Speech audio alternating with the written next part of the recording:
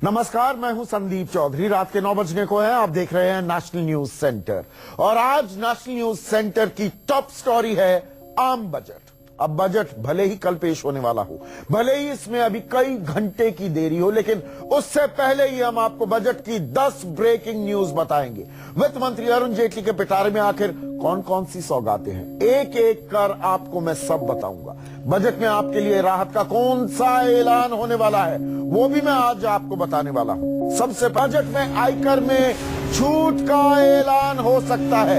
3 लाख या फिर 4 लाख तक की सालाना आय को इनकम टैक्स के दायरे से बाहर किया जा सकता है। वित्त मंत्री के पास टैक्स में छूट के 3 विकल्प हैं, इनमें से एक को वो अपने बजट में शामिल कर सकते हैं।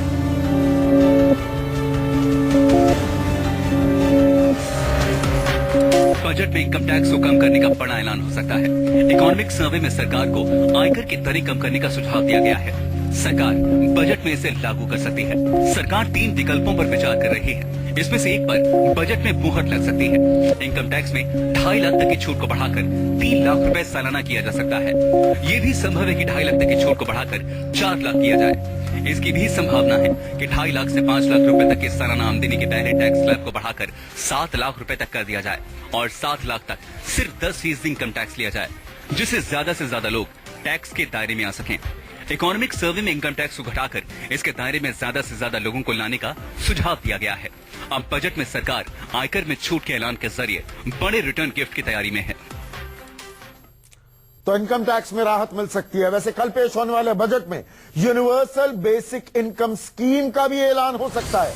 सरकार इसके लिए पायलट प्रोजेक्ट को हरी झंडी दिखा सकती है। इसके तहत गरीबों के लिए हर महीने एक निश्चित आमदनी तय की जा सकती है। मोदी सरकार अपने बजट में अच्छे दिनों का एहसास कराने वाली यूनिवर्सल बेसिक इनकम स्कीम का ऐलान करने की तैयारी में है। इसके तहत गरीबों के लिए हर महीने एक निश्चित आमदनी तय की जा सकती है। इसे जनधन खाते में सीधे ट्रांसफर किया जा सकता है। ये रकम 1000 से 1500 रुपए के बीच हो सकती है। शुरुआत में गरीबों और कमजोर वर्ग के लोगों को ये तोहफा मिल सकता है। इकोनॉमिक सर्वे में कहा गया है कि एक बार में सभी लोगों के लिए इस स्कीम को लागू नहीं किया जा सकता। ऐसे में शुरुआत में इससे गरीबों को फायदा देना चाहिए। यूनिवर्सल बेसिक इनकम की थ्योरी सबसे पहले लंदन यूनिवर्सिटी के प्रोफेसर गाय स्टैंडिंग ने दी थी, जिसमें गरीब अमीर का फर्क किए बिना सबके लिए बेसिक इनकम तय करने की बात कही गई है। मोदी सरकार ने इस स्कीम को लेकर प्रोफेसर स्टैंडिंग से संपर्क किया था। तो गरीबों के लिए एक निश्चित आय मुकर्रर की जा सकती है। बात सपनों के घर की। बजट में मकान खरीदने पर स्टैंप ड्यूटी में छूट का ऐलान हो सकता है, यानी सस्ते मकान खरीदने का सपना पूरा करना आपके लिए ज्यादा दूर नहीं है। इस बजट के बाद आपके लिए ऐसा करना आसान हो जाएगा। इकोनॉमिक सर्वे में भी सरकार को रियल एस्टेट सेक्टर को बढ़ावा देने के लिए बड़ी छूट देने का सुझाव दिया गया है और सरकार इसे मान सकती है।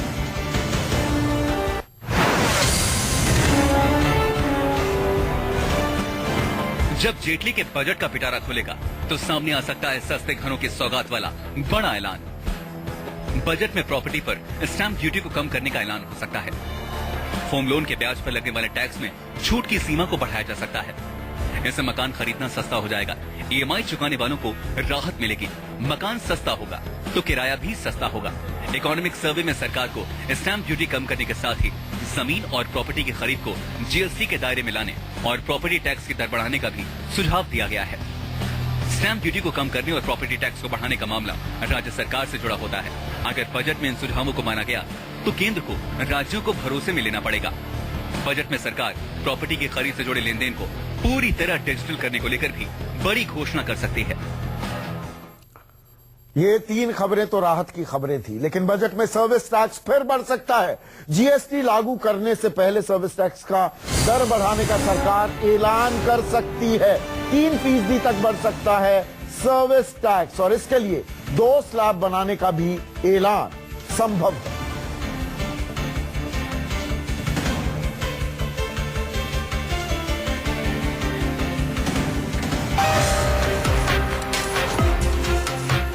ये बजट आपके रेस्टोरेंट में खाने को लेकर महंगा हो सकता है। अप्रैल से आपको ट्रेन से लेकर हवाई सफर तक पर ज्यादा खर्च करना पड़ सकता है। मोदी सरकार लगातार चौथी बार सर्विस टैक्स बढ़ाने की तैयारी में है।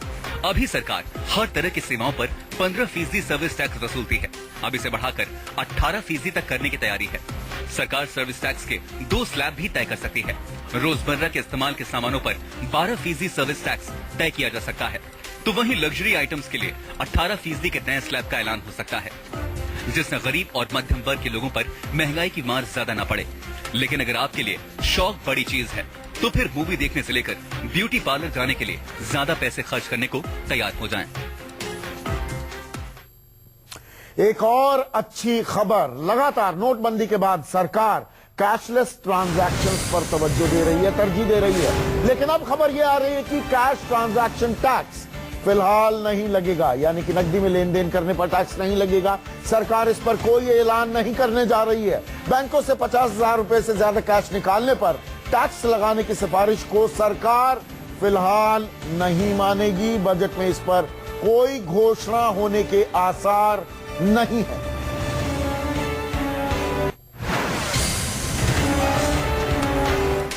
बैंकों से 50,000 रुपए या उससे ज्यादा निकालने पर कैश ट्रांजैक्शन टैक्स लगाने का इस बजट में ऐलान नहीं होगा। डिजिटल पेमेंट पर बनाई गई मुख्यमंत्रियों की कमेटी ने सुझाव दिया था। इसमें 50,000 या उससे ज्यादा कैश निकालने पर 1 से 2% तक टैक्स लगाने की सिफारिश की गई थी। लेकिन सरकार इस बजट में इस पर कोई ऐलान नहीं करने जा रही। इकोनॉमिक सर्वे में सरकार को इस तरह का फैसला नहीं लेने का सुझाव दिया गया है। इस बजट में 5 या 10 लाख रुपए से ज्यादा के कैश ट्रांजैक्शन पर बैन लगाने का भी कोई ऐलान होने की संभावना नहीं है। नोटबंदी के ठीक बाद सरकार आम जनता पर बजट के जरिए नई बंदिशें लागू करने को तैयार नहीं है। और अब बात मोबाइल फोन की। हर शख्स के पास आज फोन है, वैसे भी फोन के जरिए भीम ऐप भी इस्तेमाल करनी हो तो फोन का इस्तेमाल करना जरूरी हो जाता है। और बजट में स्मार्टफोन को सस्ता करने का ऐलान हो सकता है। सरकार 2 से 5,000 तक के स्मार्टफोन बनाने वाली कंपनियों को लेकर एक बड़ा ऐलान कर सकती है।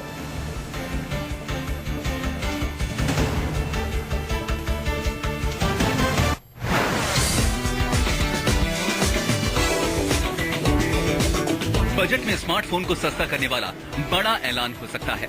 सरकार डिजिटल लेन देन को बढ़ावा देने के लिए गांव-गांव तक मोबाइल बैंकिंग की सुविधा पहुंचाना चाहती है। इसके लिए 2,000 रुपए तक के स्मार्टफोन बनाने वाली कंपनियों के लिए विशेष छूट का ऐलान कर सकती है। साथ ही 5,000 रुपए तक की कीमत के मोबाइल फोन के लिए सर्विस टैक्स में छूट का ऐलान किया जा सकता है। सरकार बजट के जरिए स्मार्टफोन क्रांति के दूसरे दौर की शुरुआत करने की तैयारी में है, जिससे हर आम आदमी को कैशलेस लेन देन की पूरी सुविधा हासिल हो। इसके अलावा चीनी और पेट्रोल के दाम कम करने को लेकर बजट में कल बड़ी घोषणा हो सकती है। चीनी पर एक्साइज ड्यूटी पर लगने वाला सेस हटाया जा सकता है, तो पेट्रोल डीजल पर एक्साइज ड्यूटी में 2 से 3 रुपए की कमी की जा सकती है। दरअसल कच्चे तेल की कीमतें लगातार गिर रही थी पिछले 2-2.5 साल से, अब थोड़ी बढ़ी है, लेकिन सरकार हमें रियायत देने के बजाय लगातार एक्साइज ड्यूटी बढ़ाती जा रही थी। अब उसमें कल कुछ कमी की घोषणा संभव है।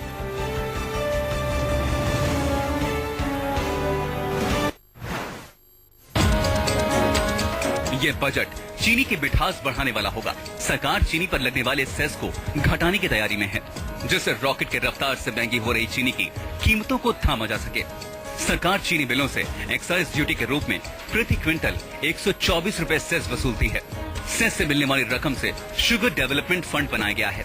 बजट में सेस को वापस लेने के ऐलान भर से चीनी प्रति किलो 1 रुपए 24 पैसे सस्ती हो जाएगी। चीनी के साथ ही पेट्रोल और डीजल की कीमतों को थामने के लिए बजट में बड़ा ऐलान हो सकता है। सरकार पेट्रोल डीजल पर एक्साइज ड्यूटी कम कर सकती है। पेट्रोल पर एक्साइज ड्यूटी में 2 रुपए की कमी हो सकती है, तो डीजल पर एक्साइज ड्यूटी में 3 रुपए तक की छूट का ऐलान हो सकता है, जिससे कच्चे तेल के दाम बढ़ने पर भी लोगों पर इसका फौरी असर न हो। अब तक मैंने आपको 7 ब्रेकिंग न्यूज बताई। कल बजट में क्या हो सकता है, मेरे साथ मेरे सहयोगी हमारे एडिटर इनपुट सुकेश रंजन भी जुड़ चुके हैं। और सुकेश, अब तक दर्शकों ने ये जो 7 बड़ी खबरें मैंने आपको बताई हैं, उनको बताई हैं, उनके मन में लड्डू फूटे होंगे, कई लड्डू फूट गए होंगे अब तक। लेकिन अगर हम बजट को बिल्कुल सरल भाषा में उसकी व्याख्या करें तो बजट है क्या? आपकी आमदनी कितनी है, आपका खर्चा कितना है, तो रियायतें देना, सौगातें देना, रेवड़ियां बांटना, शब्द आप कुछ भी इस्तेमाल कर लो, उतना पैसा क्या सरकार के पास है, या दरअसल ये आर्थिक दस्तावेज कम, एक राजनीतिक दस्तावेज भी होता है। चुनाव आयोग कुछ भी कहता रहे, विपक्षी दल कुछ भी कहते रहे, 5 विधानसभा चुनाव राज्यों में होने जा रहे हैं, तो उसकी ओर भी निगाहें हैं। इसीलिए, और ये चौथा बजट पेश करने जा रहे हैं अरुण जेटली, अगले साल शायद इतनी सौगातें वो दे ना पाए। ठीक है ना, पहले देखिए, पहले खाटी पॉलिटिक्स और इकोनॉमिक्स दोनों अलग अलग होती थी, लेकिन नियो पॉलिटिक्स जो है वो इकोनॉमिक्स के साथ चलती है, दे गो इन टैंडम। तो अब जो भी पॉलिसीज तय होती है उसमें इकोनॉमिक्स को एक बड़ा रोल प्ले करता है। तो आज पूरी आप आर्थिक सर्वे को देखिए या फिर आप राष्ट्रपति के अभिभाषण को देखिए, तो उसमें एक निहित पॉलिटिक्स आपको समझ में आएगी। आप देखिए कितनी बार गरीब की चर्चा हुई, कितनी बार किसान की चर्चा हुई, कितनी बार महिलाओं की चर्चा हुई, कितनी बार युवाओं की चर्चा हुई। तो आज की पॉलिटिक्स जो है इन सबको साथ लेकर चलने की पॉलिटिक्स। आपने जहां तक कहा कि 5 राज्यों में चुनाव है, 1 फरवरी को बजट पेश किया जा रहा है, रेल बजट साथ पेश किया जा रहा है, ये पहली बार हो रहा है।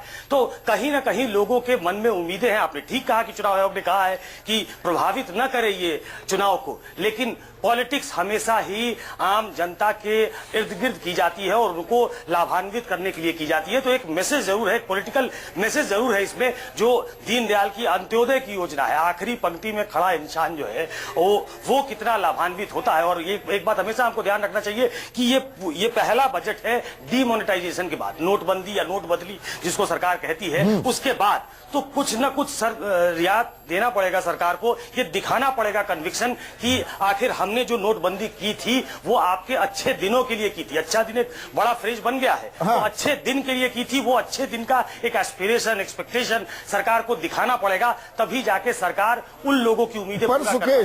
सुकेश, एक और फलसफा है, good economics is not good politics and good politics is not good economics. ये कश्मकश में फंसेंगे अरुण जेटली? बिल्कुल, मुझे लगता है अरुण जेटली नहीं, नरेंद्र मोदी भी, लोग कह रहे हैं कि पीएमओ भी उतना ही इन्वॉल्व है।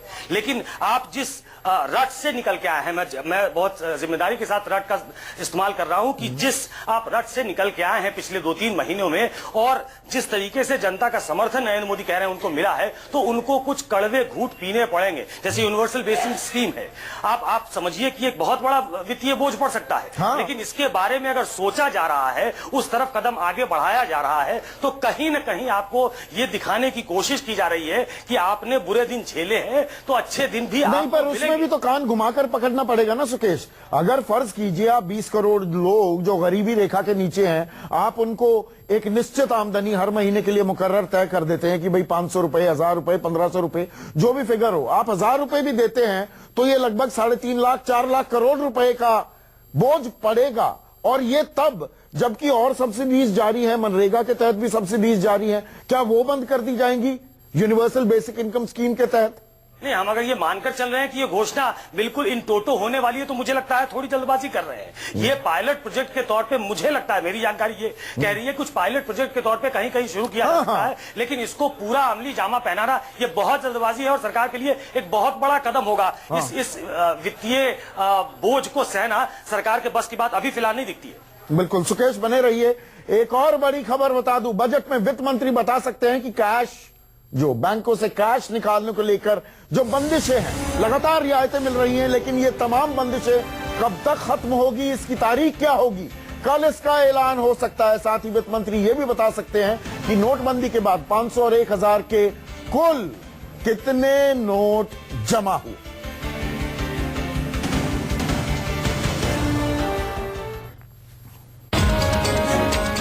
वित्त मंत्री अरुण जेटली अपने बजट भाषण में बैंकों से कैश निकालने की लिमिट खत्म करने की तारीख बता सकते हैं। इकोनॉमिक सर्वे में कहा गया है कि अप्रैल तक हालात पूरी तरह सामान्य हो जाएंगे, नए नोटों की किल्लत पूरी तरह खत्म हो जाएगी। अब सरकार की बारी है। वित्त मंत्री अपने बजट भाषण में नोटबंदी का ब्यौरा देते वक्त विड्रॉल लिमिट खत्म करने को लेकर तस्वीर पूरी तरह साफ कर देंगे। बजट भाषण में अरुण जेटली ये भी बता सकते हैं कि नोटबंदी के बाद 30 दिसंबर तक बैंकों में 500 और 1000 के कितने पुराने नोट जमा हुए। इसके साथ ही सरकार नोटबंदी के रिटर्न गिफ्ट का भी ऐलान कर सकती है। सुकेश, मेरे ख्याल से वक्त आ गया, इट्स अबाउट टाइम। आज भी राष्ट्रपति के अभिभाषण में जोरदार तालियां बजी जब राष्ट्रपति ने नोटबंदी का जिक्र किया। सरकार इसे लगातार साहसी कदम भी बता रही है, पर भैया हमें ये तो बता दो कि 50 दिन जो हमें परेशान किया, और 50 क्या, आज तक भी आम लोग परेशान हैं। कितना काला धन आया, कितने नोट आए, कितने नए नोट हैं, कितने जाली नोट हैं, कितने टेरर फंडिंग, उसका भी जिक्र आज अभी भाषण में हुआ। टेरर फंडिंग पर किस हद तक लगाम लगी, ये तो देश को बताना चाहिए ना।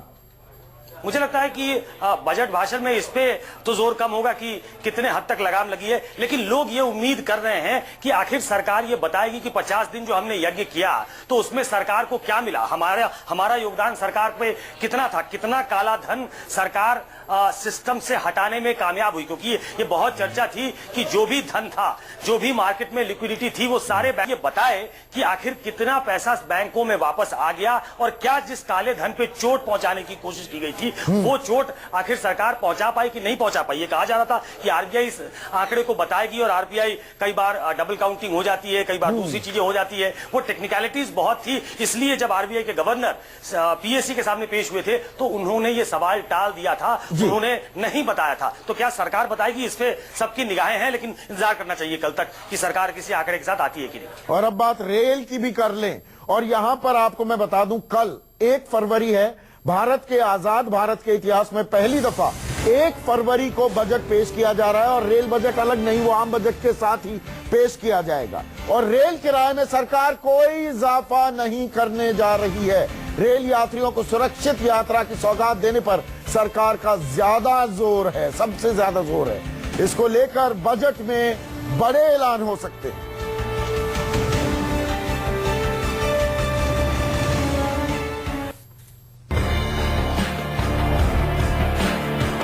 अगर आप रेल में ज्यादा सफर करते हैं तो बजट को लेकर भी अभी से बेफिक्र हो जाएं। इसमें रेल किराया बढ़ने के आसार नहीं के बराबर हैं।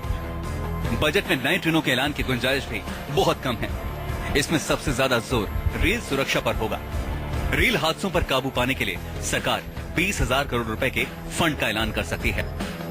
रेल सफर में छूट के लिए आधार को अब जरूरी किया जा सकता है।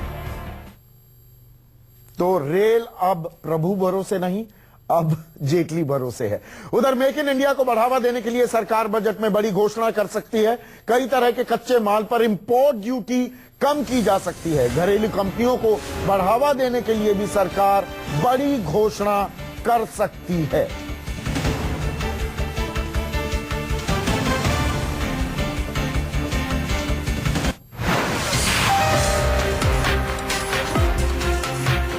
देश में बनी गाड़ियां, फ्रिज, वॉशिंग मशीन, टीवी और मोबाइल एसेसरीज सस्ती होने वाली हैं।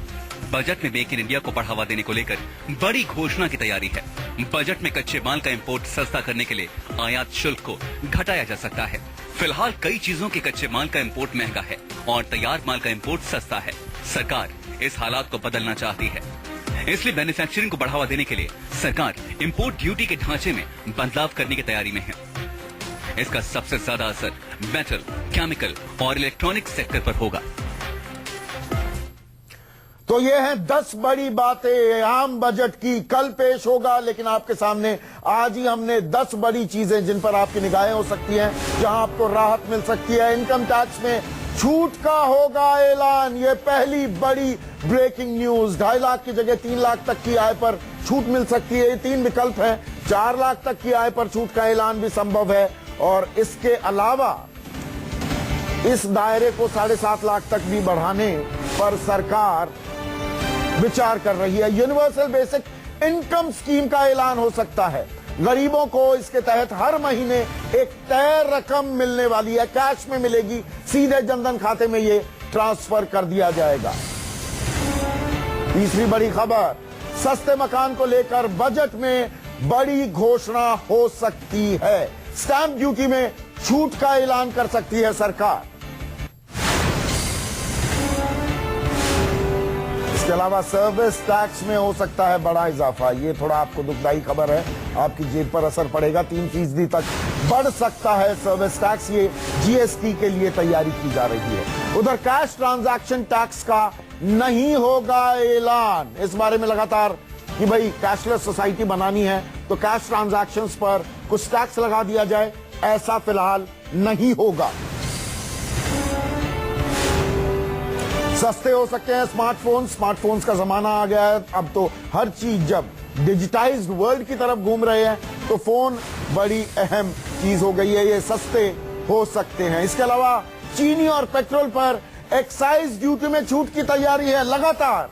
पेट्रोल और डीजल के दाम बढ़ रहे थे, वो बढ़ क्यों रहे थे? कच्चे तेल की कीमतें घट रही थी, लेकिन सरकार एक्साइज ड्यूटी लगातार बढ़ाती जा रही थी और कैश निकालने की लिमिट भी खत्म करने का कल ऐलान हो सकता है। और पुराने नोट कितने आए, इनको लेकर जो आंकड़े हैं वो भी सरकार जारी कर सकती है। रेल किराया बढ़ने के आसार नहीं है। कल रेल बजट और आम बजट एक साथ पेश होने वाला है। नई ट्रेनों का ऐलान होगा, वो जाहिर सी बात है। इसके अलावा कच्चे माल पर आयात शुल्क घटा सकती है सरकार, जिसके चलते कई सामानों पर इंपोर्ट ड्यूटी में छूट की तैयारी है। एक छोटे से ब्रेक लेंगे, लेकिन आप कहीं मत जाइए। ब्रेक के बाद बात हाफिज सईद की। मुश्किलें बढ़ने लगी हैं आतंकी सरगना की। पूरी खबर ब्रेक के बाद।